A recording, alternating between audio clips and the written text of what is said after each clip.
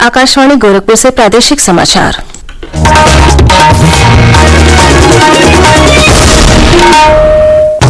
नमस्कार, समाचार बुलेटिन के साथ मैं सोनी निगम। पहले मुख्य समाचार। प्रधानमंत्री नरेंद्र मोदी आज भी पुलिस महानिदेशकों और पुलिस महानिरीक्षकों के सम्मेलन में लेंगे भाग। श्री मोदी ने कहा, पुलिस ढांचे के आधुनिकीकरण पर व्यापक विचार विमर्श का है ये एक महत्वपूर्ण मंच। राष्ट्रपति रामनाथ कोविंद ने स्वच्छ अमृत महोत्सव के अंतर्गत स्वच्छ सर्वेक्षण 2021 के पुरस्कार विजेताओं को किया सम्मानित। वाराणसी सबसे स्वच्छ गंगा शहर घोषित। केंद्रीय मंत्री जनरल वीके सिंह ने प्रधानमंत्री के 3 नए कृषि कानूनों को वापस लेने के फैसले का किया स्वागत। कहा, सरकार किसानों की खुशहाली के लिए लगातार कर रही है प्रयास। और भारत का 52वां अंतर्राष्ट्रीय फिल्म महोत्सव कल शाम गोवा में हुआ शुरू। अभिनेत्री हेमा मालिनी और गीतकार प्रसून जोशी को मिला पर्सनालिटी ऑफ द ईयर का खिताब।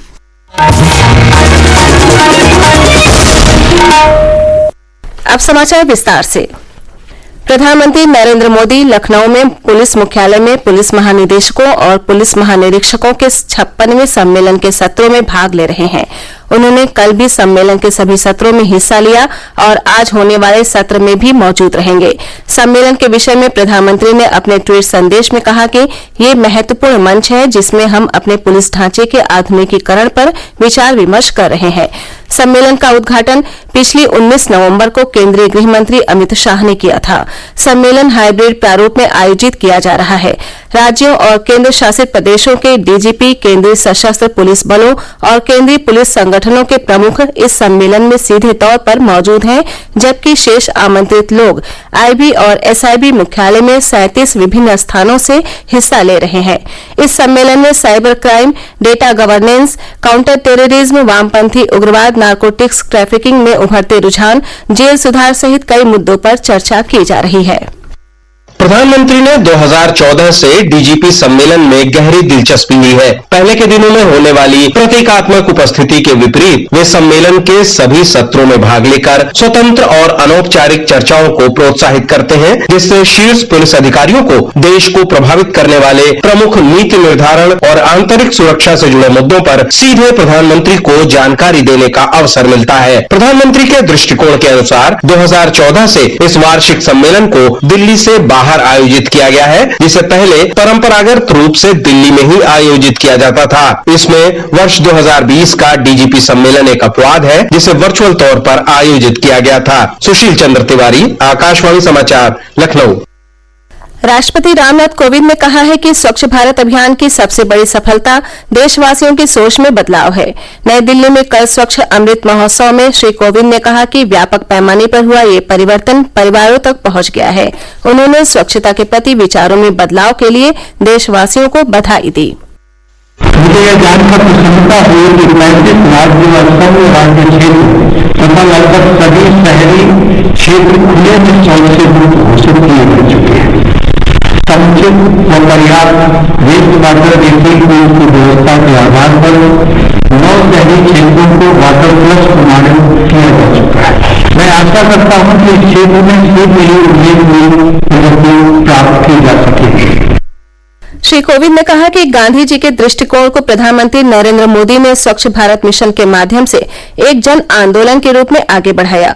राष्ट्रपति ने इंदौर को लगातार 5वीं बार भारत के सबसे स्वच्छ शहर के रूप में सम्मानित किया। सूरत और विजयवाड़ा को सर्वश्रेष्ठ स्वच्छ शहर का दूसरा और तीसरा पुरस्कार दिया गया। सबसे स्वच्छ राज्य का सम्मान छत्तीसगढ़ को मिला है। वाराणसी को सबसे स्वच्छ गंगा शहर का पुरस्कार मिला है। प्रादेशिक समाचार आप आकाशवाणी गोरखपुर से सुन रहे हैं।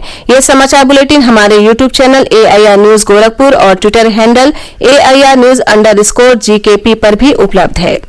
केंद्रीय मंत्री जनरल वीके सिंह ने कहा कि सरकार द्वारा किसानों की खुशहाली के लिए लगातार प्रयास किए जा रहे हैं। श्री सिंह ने कहा कि चाहे वो किसान सम्मान निधि हो, यूरिया को नीम कोटेड करने का काम हो या मृदा परीक्षण, खेती के पैदावार बढ़ाने और MSP बढ़ाने का फैसला, सरकार हमेशा किसानों के हित में ही खड़ी है। 3 नए कृषि कानूनों को वापस लेने के प्रधानमंत्री के फैसले का स्वागत करते हुए उन्होंने कहा कि विपक्ष ने हर सकारात्मक पहल पर विरोध करने की आदत बना ली है। श्री सिंह कल से सिद्धार्थनगर जिले में कपिलवस्तु महोत्सव तथा सांसद खेल महाकुंभ में सम्मिलित हुए, जहां उन्होंने कहा कि माननीय प्रधानमंत्री नरेंद्र मोदी जी के आह्वान पर सांसदों द्वारा उनके क्षेत्र में इस प्रकार के खेल महाकुंभ के आयोजन से ग्रामीण क्षेत्र के युवा प्रतिभाओं को राष्ट्रीय स्तर तक पहुंचने में मदद मिलेगी। इस अवसर पर लोगों को संबोधित करते हुए स्थानीय सांसद जगदम्बिका पाल ने कहा कि सिद्धार्थनगर जैसे आकांक्षी जिले में इस प्रकार के खेल महाकुंभ का आयोजन पिछड़े क्षेत्रों के युवाओं को राज्य और राष्ट्रीय स्तर पर अपनी पहचान बनाने के लिए एक प्लेटफॉर्म का काम करेगा। उन्होंने कहा कि इस प्रकार के प्रतियोगिता से युवाओं के अंदर प्रतिस्पर्धा और राष्ट्र के प्रति समर्पण की भावना भी जगती है। इस अवसर पर प्रदेश के स्वास्थ्य मंत्री जयप्रताप सिंह और बेसिक शिक्षा मंत्री सतीश द्विवेदी भी उपस्थित रहे। राजस्थान के राज्यपाल कलराज मिश्र ने भदोही में कहा कि कृषि कानूनों की वापसी का फैसला बहुत साहस का काम है और ये किसानों के एक वर्ग की मांग पर किया गया है। सरकार द्वारा किसानों को इन कानूनों के लाभों की लगातार जानकारी दी जाती रही, लेकिन कुछ किसान संगठन इन्हें वापस करवाने के लिए प्रयासरत थे।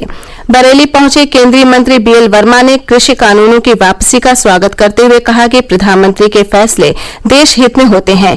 उन्होंने कहा कि देश के 90% किसान लघु और सीमांत हैं, जो नए कृषि कानूनों से खुश थे, परंतु किसानों का एक तबका कानून के विरोध में था, जिनकी भावनाओं और संवेदनाओं का सम्मान करते हुए प्रधानमंत्री ने बड़े दिल से कानून वापस ले लिए हैं। केंद्र के कृषि कानूनों को निरस्त करने के फैसले का व्यापक रूप से स्वागत हुआ है। कृषि मंत्री नरेंद्र सिंह तोमर ने कहा है कि किसानों की स्थिति में सुधार लाने के लिए देश में 3 कृषि कानून बनाए गए थे। कृषि मंत्री ने कहा कि वो उन सभी किसान संगठनों के आभारी हैं जिन्होंने इन 3 कानूनों का स्वागत और समर्थन किया। गृह मंत्री अमित शाह ने कहा कि कृषि कानूनों को वापस लेने का कदम स्वागत योग्य है और ये प्रधानमंत्री की राजनीतिक कुशलता को दर्शाता है। किसानों, विपक्षी नेताओं और कई राज्यों के मुख्यमंत्रियों ने कृषि कानून वापस लिए जाने के फैसले का स्वागत किया है। भारतीय अंतर्राष्ट्रीय फिल्म महोत्सव इफ्फी का 52वां संस्करण कल से गोवा में शुरू हुआ। मशहूर अभिनेत्री हेमा मालिनी और गीतकार प्रसून जोशी को पर्सनालिटी ऑफ द ईयर के खिताब से नवाजा गया। इस वर्ष के फिल्मोत्सव में देश भर के 75 प्रतिभाशाली युवा 75 क्रिएटिव माइंड्स ऑफ टुमारो प्रतियोगिता में भाग लेंगे। भारत की स्वतंत्रता के 75 साल पूरे होने के उपलक्ष्य में आजादी का अमृत महोत्सव के अंतर्गत ये प्रतियोगिता कल से शुरू होगी। सूचना और प्रसारण मंत्री अनुराग ठाकुर ने फिल्म महोत्सव के बारे में जानकारी दी।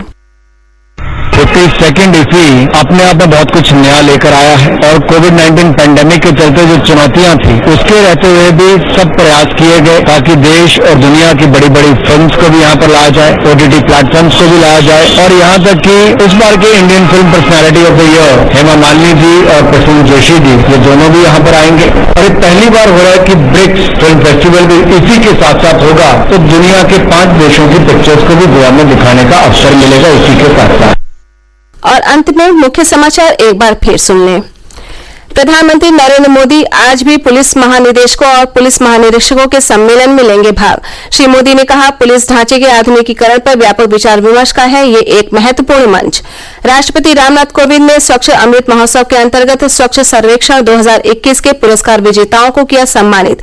वाराणसी सबसे स्वच्छ गंगा शहर घोषित। केंद्रीय मंत्री जनरल वीके सिंह ने प्रधानमंत्री के 3 नए कृषि कानूनों को वापस लेने के फैसले का किया स्वागत। कहा, सरकार किसानों की खुशहाली के लिए लगातार कर रही है प्रयास।